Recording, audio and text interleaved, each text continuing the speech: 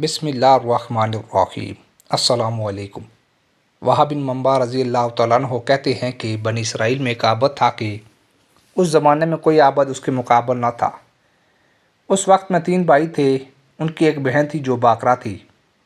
اتفاقاً ان تینوں بھائیوں کو کہیں لڑائی پر جانا پڑا۔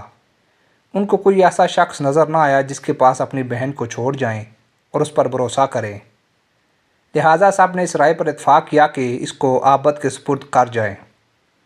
وہ عابد ان کے خیال کے موافق تمام بنی اسرائیل میں بڑا پرہیزگار تھا۔ چنانچہ اس کے پاس آئے اور اپنی بہن کو حوالے کرنے کی درخواست کی کہ جب تک ہم لڑائی سے واپس آئیں ہماری بہن آپ کے سایہ عاطفت میں رہے۔ عابد نے انکار کیا اور ان سے ان کی بہن سے خدا کی پناہ مانگی۔ وہ نہ مانے اور اصرار کرتے رہے کہ ان کی بہن کو اپنی نگرانی میں رکھنا منظور کر لیں، حتیٰ کہ عابد نے ان کی درخواست کو منظور کر لیا اور کہا کہ اپنی بہن کو میرے عبادت خانے کے سامنے کسی گھر میں چھوڑ جاؤ۔ انہوں نے ایک مکان میں اس کو چھوڑا اور چلے گئے۔ وہ لڑکی عابد کے قریب ایک مدت تک رہتی رہی۔ عابد اس کے لیے کھانا لے کر چلتا تھا اور اپنے عبادت خانے کے دروازے پر رکھ کر کواڑ بند کر لیتا تھا اور واپس اندر چلا جاتا تھا اور لڑکی کو آواز دیتا تھا اور اپنے گھر سے آ کر لے جاتی تھی۔ راوی نے کہا کہ پھر شیطان نے عابد کو بہکانا شروع کیا۔ ابتدا اس کو خیر کی ترغیب دیتا رہا اور لڑکی کا دن میں عبادت خانے تک آنا اس پر گراں ظاہر کرتا رہا کہ کہیں ایسا نہ ہو کہ یہ لڑکی دن میں کھانا لینے کے لیے گھر سے نکلے اور کوئی شخص اس کو دیکھ کر اس کی عصمت میں رخنہ انداز ہو۔ بہتر یہ ہے کہ اس کا کھانا لے کر اس کے دروازے پر رکھ آیا کرے، اس پر اجر عظیم ملے گا۔ غرض یہ کہ عابد کھانا لے کر اس کے گھر جانے لگا۔ بعد ایک مدت کے پھر شیطان اس کے پاس آیا اور اس کو ترغیب دی اور اس بات پر ابھارا کہ اگر تو اس لڑکی سے بات چیت کیا کرے تو تیری کلام سے مانوس ہو، کیونکہ اس کو تنہائی سے سخت وحشت ہوتی ہے۔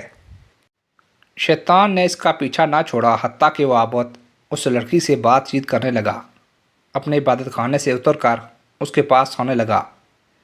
پھر شیطان اس کے پاس آیا اور اس سے کہا کہ بہتر ہے کہ عبادت خانے کے در پر اور وہ اپنے گھر کے دروازے پر بیٹھے اور دونوں باہم باتیں کرو تاکہ اس کو انس ہو۔ آخرکار شیطان نے اس کو سومیہ سے اتار کر دروازے پر لا بٹھایا۔ لڑکی بھی گھر سے دروازے پر آئی۔ عابد باتیں کرنے لگا۔ ایک زمانے تک یہ حال رہا۔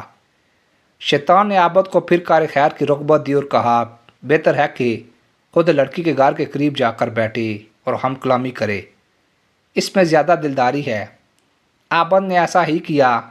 شیطان نے پھر تحصیل ثواب کی رغبت دی اور کہا کہ اگر لڑکی کے دروازے سے قریب ہو جائے تو بہتر ہے تاکہ اس کو دروازے تک آنے کی بھی تکلیف نہ اٹھانی پڑے۔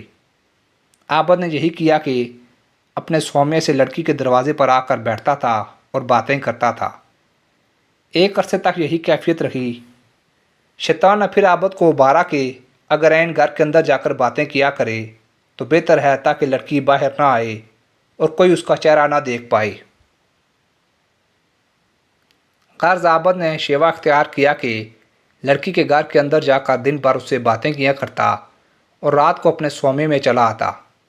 اس کے بعد شیطان اس کے پاس آیا اور لڑکی کی خوبصورتی اس پر ظاہر کرتا رہا، یہاں تک کہ عابد نے لڑکی کے زانوں پر ہاتھ مارا اور اس کے رخسار کا بوسہ لے لیا۔ پھر روز بروز شیطان لڑکی کو اس کی نظروں میں آرائش دیتا رہا اور اس کے دل میں غلبہ کرتا رہا، حتیٰ کہ وہ اس سے ملوث ہو گیا اور لڑکی نے حاملہ ہو کر ایک لڑکا جنا۔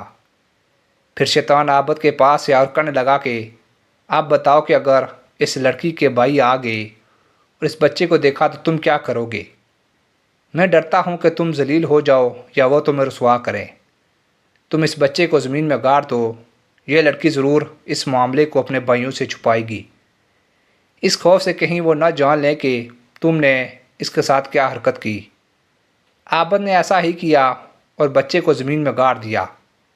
پھر شیطان نے اس سے کہا کہ کیا تم یقین کرتے ہو یہ لڑکی تمہاری ناشائستہ حرکتوں کو اپنے بھائیوں سے پوشیدہ رکھے گی؟ ہرگز نہیں، تم اس کو بھی پکڑو اور ذبح کر کے بچے کے ساتھ دفن کر دو۔ غرض اس عابد نے لڑکی کو ذبح کیا اور بچے سمیت گرے میں ڈال کر اس پر ایک بڑا بھاری پتھر رکھ دیا اور زمین کو برابر کر کے اپنے عبادت خانے میں جا کر عبادت کرنے لگا۔ ایک مدت گزرنے کے بعد لڑکی کے بھائی لڑائی سے واپس آئے اور عابد کے پاس جا کر اپنی بہن کا حال پوچھا۔ عابد نے ان کو اس کے مرنے کی خبر دی۔ افسوس ظاہر کر کے رونے لگا اور کہا وہ بڑی نیک بیوی تھی، دیکھو یہ اس کی قبر ہے۔ بھائی قبر پر آئے اور اس کے لیے دعائے خیر کی اور روئے اور چند روز اس کی قبر پر رہ کر اپنے لوگوں میں آئے۔ راوی نے کہا جب رات ہوئی اور وہ اپنے بستروں پر سوئے تو شیطان کو خواب میں ایک مسافر آدمی کی صورت میں بن کر آیا۔ پہلے بڑے بھائی کے پاس گیا اور اس کی بہن کا حال پوچھا۔ اس نے عابد کا اس کے مرنے کی خبر دینا اور اس پر افسوس کرنا اور مقام قبر دکھانا بیان کیا۔ شیطان نے کہا سب جھوٹ ہے، تم نے کیوں اپنی بہن کا معاملہ سچ مان لیا؟ عابد نے تمہاری بہن سے بدفعل کیا، وہ حاملہ ہو گئی اور ایک بچہ جنا۔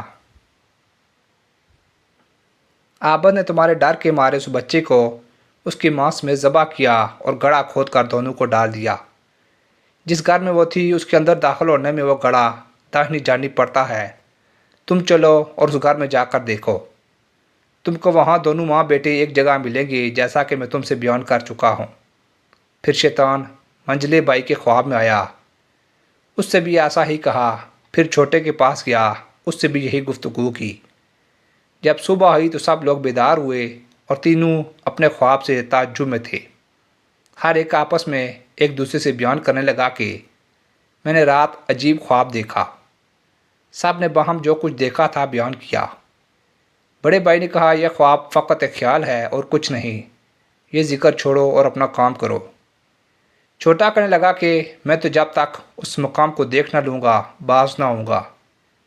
تینوں بھائی چلے جس گھر میں ان کی بہن رہتی تھی، آئے، دروازہ کھولا اور جو جگہ خواب میں بتائی گئی تھی تلاش کی، اور جیسا ان سے کہا گیا تھا اپنی بہن اور اس کے بچے کو ایک گڑھے میں ذبح کیا ہوا پایا۔ انہوں نے عابد سے کل کیفیت دریافت کی۔ عابد نے شیطان کے اس قول کی اس فعل کے بارے میں تصدیق کی۔ انہوں نے اپنے بادشاہ سے جا کر شکایت کی۔ عابد سومے سے نکالا گیا اور اس کو دار پر کھینچنے کے لیے لے چلے۔ جب اس کو دار پر کھڑا کیا تو شیطان اس کے پاس آیا اور کہا کہ تم نے مجھے پہچانا، میں ہی تمہارا وہ ساتھی ہوں جس نے تم کو عورت کے فتنے میں ڈال دیا، یہاں تک کہ تم نے اس کو حملہ کر دیا اور ذبح کر ڈالا۔ اب اگر تم میرا کہنا مانو اور تم مجھے سجدہ کرو تو میں تم کو اس بلا سے نجات دوں۔ عابد نے سجدہ کیا، خدا تعالیٰ سے کافر ہو گیا۔ پھر جب عابد نے کفر باللہ کیا، شیطان اس کو اس کے ساتھیوں کے قبضے میں چھوڑ کر چلا گیا۔ انہوں نے اس کو دار پر کھینچا اور وہ اپنے انجام کو پہنچا۔ اندازہ کیجئے کہ شیطان ہمارا کس قدر سنگین دشمن ہے اور اس کے وار کس قدر خطرناک ہیں۔ چنانچہ ہمیں چاہیے کہ اس واقعے سے سبق حاصل کریں اور شیطان کے ہتھ کنڈوں سے اپنے آپ کو بچائیں۔ اللہ تعالی ہماری حفاظت فرمائے، آمین یا رب العالمین۔